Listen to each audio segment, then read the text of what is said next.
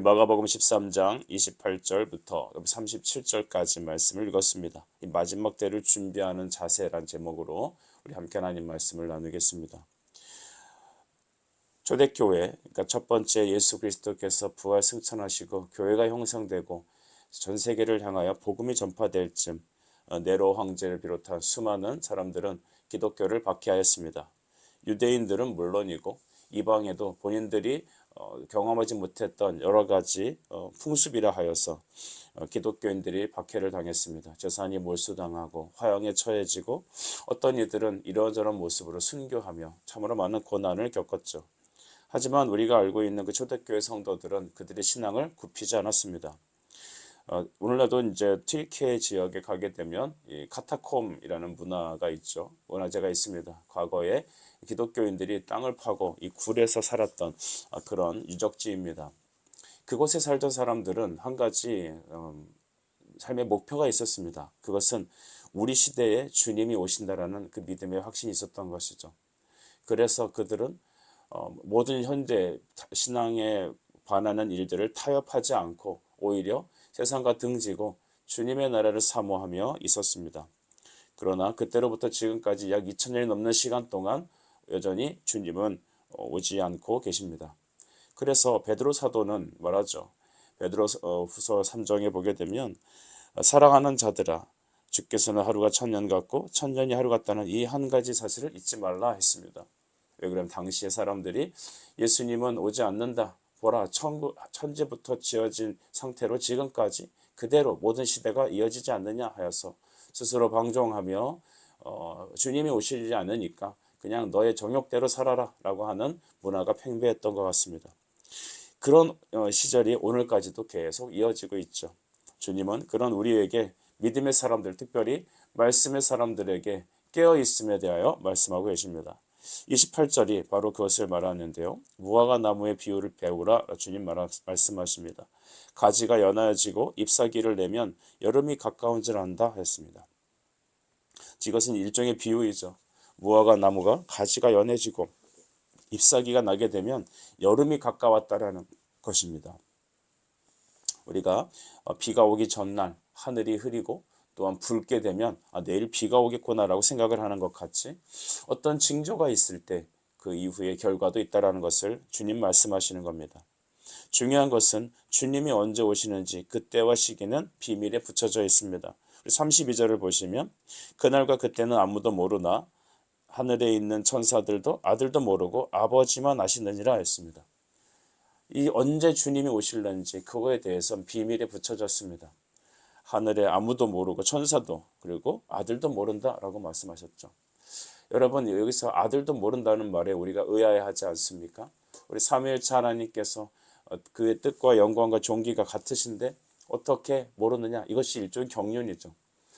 삼위 하나님은 일체로 계십니다. 그 일체로서 그의 뜻과 영광이 동일하시나 우리 모든 것의 일의 시작이신 우리 성부께 이 일이 맡겨졌던 것입니다. 그래서 여러분 하나님으로는 아실 수 있지만 그러나 인성으로는 모르신다라고 고백하는 것입니다. 이 일들이 왜 비밀로 갖춰졌습니까? 그것은 바로 믿음의 사람들을 위해서 했던 것이죠. 29절에 보면 이와 같이 너희에게 이런 일이 일어나는 것을 보거든 인자가 가까이 곧 문 앞에 이른 줄 알라라고 했습니다. 우리가 그저께부터 마지막 말세 때 일어날 일들에 대해서 여러 가지 현상에 대해서 말씀해주고 계시지 않습니까? 멸망에 가증한 것이 하나님의 성전에 서게 되고 또 하나 이 땅에 많은 기근과 전쟁과 사랑들의 사랑이 씻어가져가는 일들, 이 모든 것이 말세에 일어나는 여러 가지 현상들입니다. 이런 일들이 일어날 때 인자가 가까이 곧 문 앞에 이른 줄 알라라고 말씀하신 것입니다. 여러분 오늘날 살아가는 이 시대가 바로 그 주님이 말한 그 시대인 것입니다. 곳곳에 전쟁이 일어나죠. 기근과 자연 파괴가 일어나고 여러분 많은 사람들이 이단들이 창궐하게 됩니다.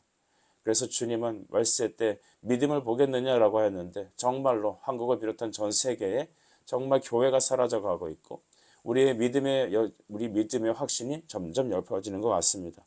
현실을 살아가는 삶이 넉넉지 않다 보니까 그냥 하루하루 먹고 살아가는 것이 급급하다 보니 우리는 잘못하면 영원의 잠을 잘 수 있다고 생각을 합니다.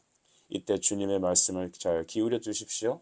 우리의 삶은 목적은 내일 좀 더 나은 삶을 사고 여행 가고 잘 먹고 내 영혼의 행복을 위해서 살아가는 게 아닙니다. 자기 자신의 행복을 위해 살아가는 것이 아니라 주님이 다시 오실 그날을 예비하는 바로 충성된 종이 되어야겠습니다.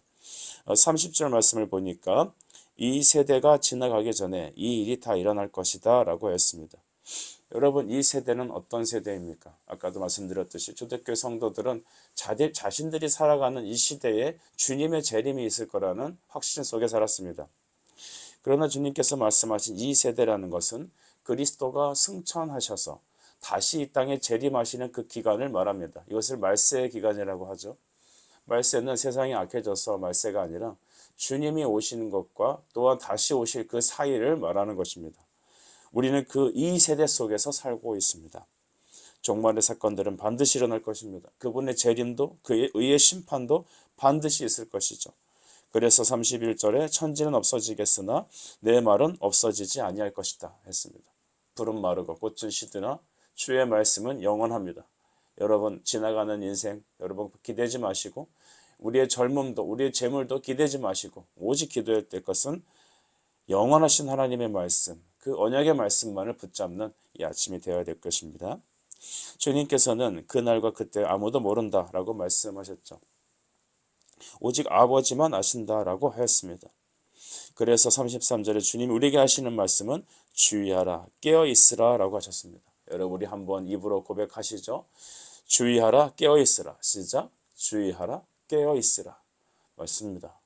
우리가 여러분이 아까도 말씀드렸듯이 현실의 바쁜 인생을 살다 보니 세상에 취해 있다 보니 영적인 대만함 속에서 우린 자칫 기도가 멈추고 말씀이 멈출 수 있습니다. 하나님께서는 우리가 가끔 어떤 뜨거운 어떤 열정을 가지고 불붙는 마음으로 하나님을 섬기다가 나머지는 또 태만하게 지내다 그것을 기뻐하지 않습니다. 주님이 기뻐하는 것은 양은 냄비에 물을 올리고 파르르 끓인 다음에 금방 식어버리는 그런 것을 기대하지 않습니다. 그런 사람들은 마치 이 씨가 돌짝밭과 가시떨게 떨어졌던 것과 비교할 수 있겠습니다. 그들은 잠깐의 기쁨을 누리고 뿌리도 내리지만 결국 열매 없는 신앙으로 사라지게 되죠. 하나님께서는 우리가 그런 양은 냄비 같은 신앙이 아닌 한결같은 주님을 향해 한결같은 충성스러움을 요구하고 계십니다. 주님은 우리가 그때가 언제인지 알지 못한다라는 이 말씀을 통하여 항상 깨어있기를 원하시는 것입니다. 많은 분들 전도를 하다 보면 이렇게 얘기하는 분이 계시죠. 예수님이 오시기 전에 바로 자기가 태세 전환을 해서 회개하고 교회 안으로 들어오겠다는 겁니다. 내 인생의 마지막에 그 부분에서 내가 주님께 돌아오겠다. 그러나 지금은 아니다. 여러분, 그것은 정말 잘못된 생각이죠. 주님이 언제 오실지 우리는 아는 이가 아무도 없기 때문입니다. 오늘일 수 있습니다. 이 예배를 끝나고 맞아 주님께서 오실 수 있는 것입니다. 그래서 그때는 선택된 백성들을 향하여 하나님께서 예비하신 것입니다. 여러분, 구원은 하나님께서 구원할 택한 백성을 위해서 예비하신 것이고 십자가의 사형 역시 전 인류를 위해서 죽은 게 아니라 하나님이 부르신 그 사람들을 위하여 주님은 죽으셨던 것입니다. 여러분이 그리스도의 생명과 사랑을 받으셨습니까? 죄사함과 하늘의 은혜, 영원한 생명을 얻으셨나요? 그러면 우리가 이 땅을 살아가는 하루하루의 삶에 대하여 성경의 말씀을 잘 주의하여 들으십시다. 깨어 있어야 합니다. 그때가 언제인 줄 알지 못하기 때문입니다. 주님은 우리가 그리스도의 신부가 되어 주님이 오실 날을 기대하는 예비된 신부의 모습을 살기를 원하십니다. 그냥 나태하게 있다가 주님이 오실 때쯤 돼서 빨리 청소하고 태세 전환을 하는 그런 것을 하나님이 요구하지 않습니다. 우리 가끔 집에 우리 엄마들이 출타하면 남자들만 있는 집이라면 집이 엉망진창이 되죠. 엉망이들 청소 안 하고 아무거나 먹고 설거지 쌓여 있고 그러다가 이제 어머니가 오신다, 아내가 온다라는 그 어떤 소식을 듣게 되면 부랴부랴 청소하고 설거지하고 마치 아무 일도 없었다는 듯 그렇게 하는 사람들이 있는 것 같습니다. 여러분, 그렇게 하는 것처럼 우리가 예수님 오시기 전까지 태만하게 했다가 언제 오시겠다 싶을 때 바로 이렇게 청소하고 집 정리하고 하는 것처럼 주님을 맞을 수 없는 것입니다. 주님은 충성스러운 종이 되어 매일매일을 주님 언제 오실는지 그날을 예비하며 사는 모습을 우리에게 원하십니다. 35절에 보게 되면 그러므로 깨어 있으라 명령하십니다.